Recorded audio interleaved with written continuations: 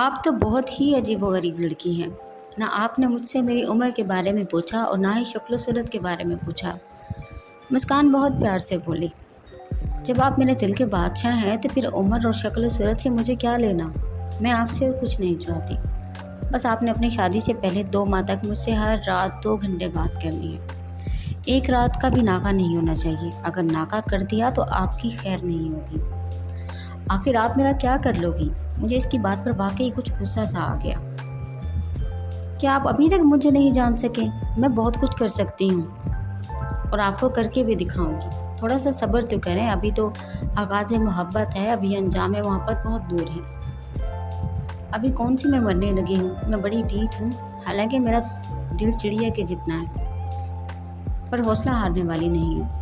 آپ لاکھ جتن کر لیں، آپ کو کسی صورت میری یاد سے نجات نہ مل سکے گی۔ آپ مجھ سے جتنی جان چھڑوائیں گے میں آپ کو اتنا زیادہ یاد آؤں گی۔ وہ مجھے بولنے کا موقع ہی نہیں دے رہی تھی اور نہ میں اسے درمیان میں ٹوک رہا تھا۔ وہ باتیں کرتی رہی، میں سنتا رہا، پتہ ہی نہ چلا اور پہلا گھنٹہ ختم ہو گیا۔ میں نے موبائل آف کر کے تکیے کے ساتھ رکھ دیا۔ اب میں اسے تنگ کرنے کے بارے میں سوچ ہی چکا تھا۔ میں نے اسے فوراً ہی دوبارہ کال نہیں کی۔ میں اسے انتظار کروانا چاہتا تھا، لیکن 5 منٹ میں میرا حال ایسا ہو گیا کہ مجبوراً موبائل اٹھا کر اسے کال کرنی پڑی۔ وہ کال اٹینڈ کرتے ہی بولی، تھوڑا سا اور انتظار کروا لیتے۔ میں نے آپ کو ایسا کرنے سے منع تو نہیں کیا۔ اب مجھے اندازہ ہوا تھا کہ مسکان دل تو دل میرے ذہن تک پہنچ چکی تھی۔ میں ہنستے ہوئے بولا، کر لیں جتنی باتیں کرنی ہیں، آپ کے پاس ابھی 2 مہینے ہیں، لیکن یہ بھی سوچ لیں کہ آپ کا 2 ماہ بعد کیا بنے گا۔ یہ بات آپ پہلے بھی کر چکے ہیں۔ آپ بار بار 2 ماہ کا ذکر نہ کریں، کوئی اور بات کریں۔ 2 ماہ بعد میرا مالک اللہ ہی ہے، میں آپ سے کوئی شکوہ نہیں کروں گی۔ مسکان اچانک اداس سی ہو گئی تھی۔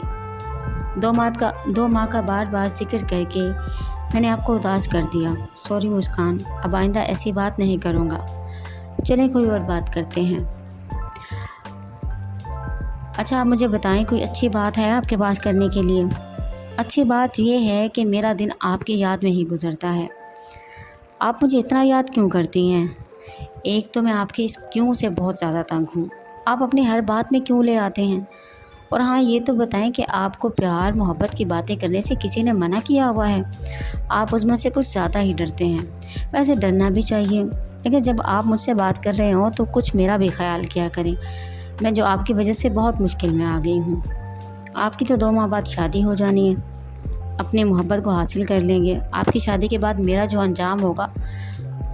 پھر اس نے ٹھنڈی سانس لی۔ اس کو اب خیر رہنے ہی دیں، جب ہوگا تب دیکھی جائے گی۔ آپ کی شادی سے پہلے میں آپ سے بہت زیادہ باتیں کرنا چاہتی ہوں اور بہت پیار بھی کرنا چاہتی ہوں۔ مسکان کی سانسیاں بچانا کی بہت زیادہ بے ترتیب ہونے لگی تھی۔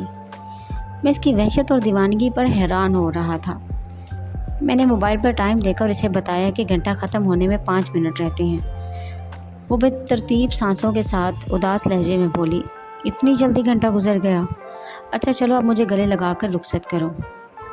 پھر اس کی سانسوں کی آواز میرے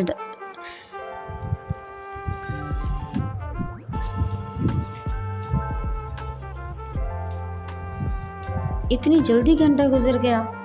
اچھا چلو اب مجھے گلے لگا کر رخصت کرو۔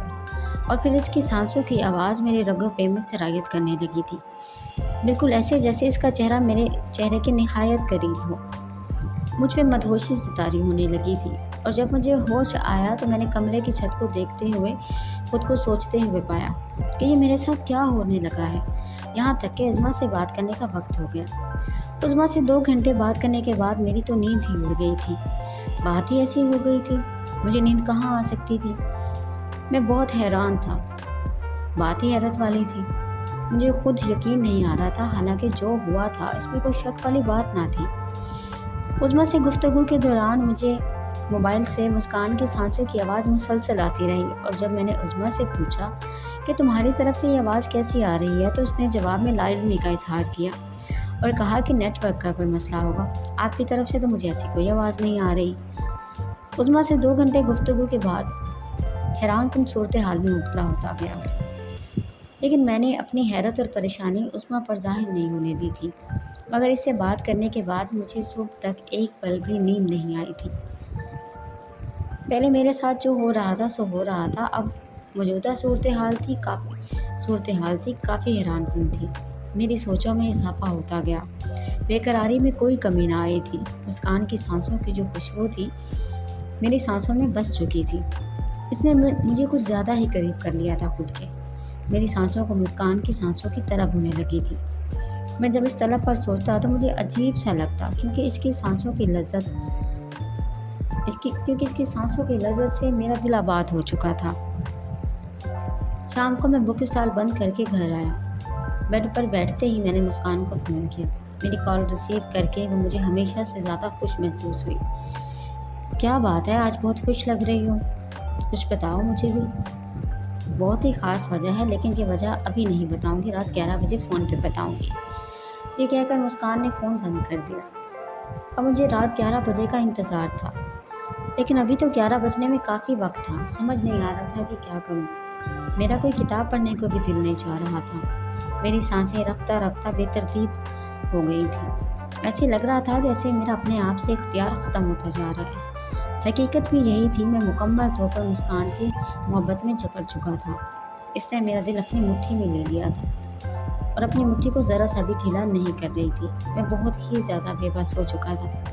क़यामत की सूरत इंतज़ार में एक एक लम्हा गुजर रहा था और फिर खुदा खुदा करके 11 बजे थे।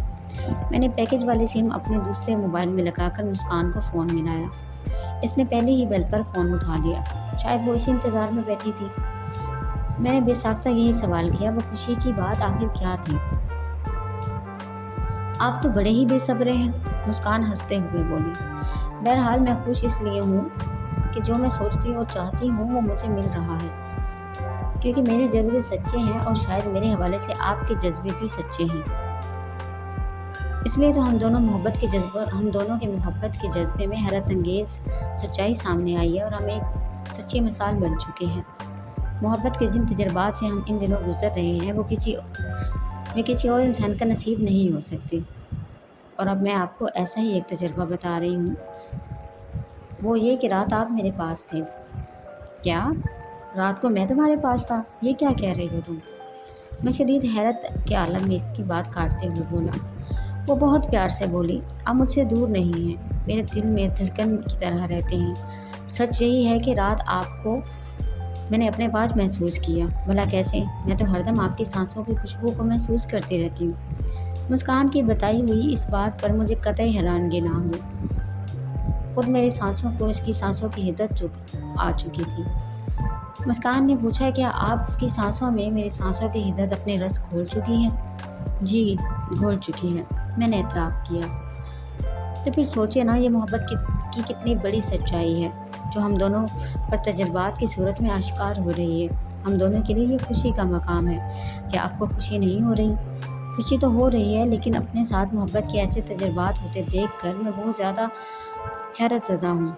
अब तुमसे क्या छुपाना, रात को उस्मा से गुफ्तगू के दौरान मोबाइल से तुम्हारी सांसों की आवाज़ आ रही थी। अच्छा, तो इसमें हैरत वाली कौन सी बात है? जब आप उस्मा से बात कर रहे थे तो मैं अपने बिस्तर पर जागते हुए बस आपके बारे में ही सोच रही थी। जब तक मैं जागती रहती हूँ आपके बारे में ही सोचती रहती हूँ। प्लीज़ मुस्कान, मेरे हाल पर कुछ रहम करो, मैं बड़ी मुश्किल में हूँ। मेरा हाल जो हो चुका है, अगर चंद दिन ऐसा ही रहा तो उस्मा को पता चल जाएगा। मेरे मामले में वो बहुत ही ज़्यादा खुददार है और हद से ज़्यादा हसास भी है। इसने मुझे कहा हुआ है कि अगर तुमने मेरे अलावा किसी और लड़की के बारे में सोचा तो मैं तुम्हें गोली मार दूँगी और खुद को भी गोली मार दूँगी। यकीन करो मुस्कान, वो ऐसा कर सकती है, बड़ी जज्बाती लड़की है, इसलिए तुम मेरा कुछ ख्याल करो। मेरा इल्तिजाइया लहजा था। मुस्कान उदास लहजे में बोली, मैं तो आपके इशारे की मुंतज़िर हूँ, मैं तो आप पर फनाह हो जाना चाहती हूँ।